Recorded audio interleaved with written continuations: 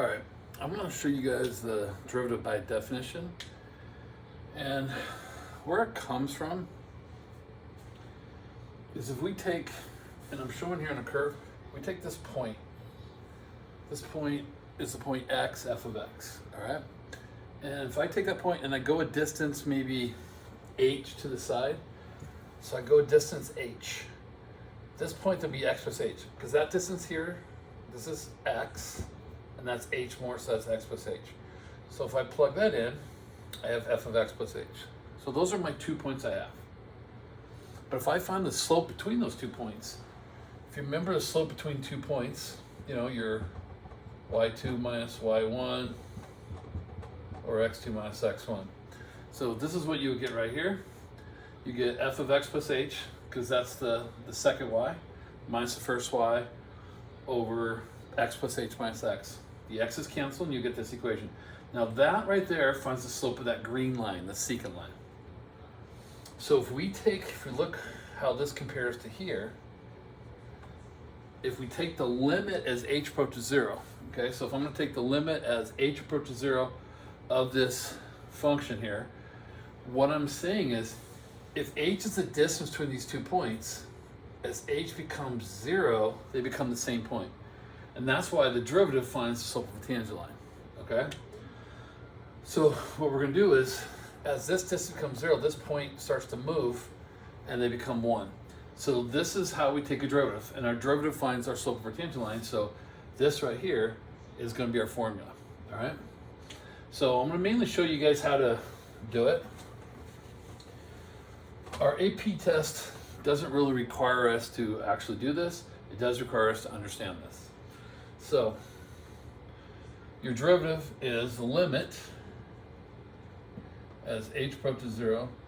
You're going to replace the function with x plus h. What this right here means is you're going to replace x plus h in your function. That's what f of x plus h means.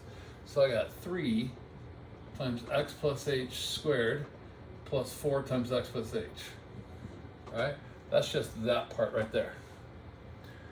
Now it says subtract your actual function. So subtract that function. Now when you subtract the function, remember a subtraction sign will change the signs all over h. Now these are from chapter 1, holes in the graph. Okay, so what we have is holes in the graph. Because if I plugged in 0, I would actually get 0 over 0. So if you remember holes in the graph, we got to clean up and try to cancel out the hole. Well, it creates the 0 on the bottom is an h, so I'm going to try to cancel an h somehow. Right now it doesn't look like I can do that, but we'll see. So, all right, I got to FOIL x plus h times x plus h times 3. So that's going to turn out to be 3x squared plus 6xh plus 3h squared. All right, that's me foiling and then distributing a 3. Then I distribute the 4x. Just write everything else down over h. So all I did was that's a cleanup step, moving everything around. Now what you should notice is a lot of stuff starts to cancel. That pin's dead. That cancels with that. That cancels with that. So everything that's left over has an h in it. That's kind of how you know you're doing a good job. You can actually just divide this h in. Or if you'd rather, you can factor out an h and then cancel it. But this is what's creating the hole. So if you cancel the h, I would be left with 6x plus 3h plus 4. That's just me dividing h into every term. Okay? All right, now I don't have an h on the bottom anymore, so now the hole's gone, just like before. So remember when we did limits with holes, we just plug our value in.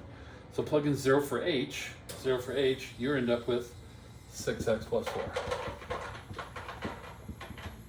And that is your derivative, which is your slope of your tangent line. Now, in section 2.2, we'll learn the shortcut. If you've already learned the shortcut, we'll eventually learn how to just take the derivative quickly and just say, oh, that's going to be 6x plus 4. All right? So we'll be able to do the derivative really fast. But this is where the derivative came from. This is derivative by definition. And so you have to recognize it, and I'll teach that to you about 5 sections from now, okay? All right, and that's derivative by definition.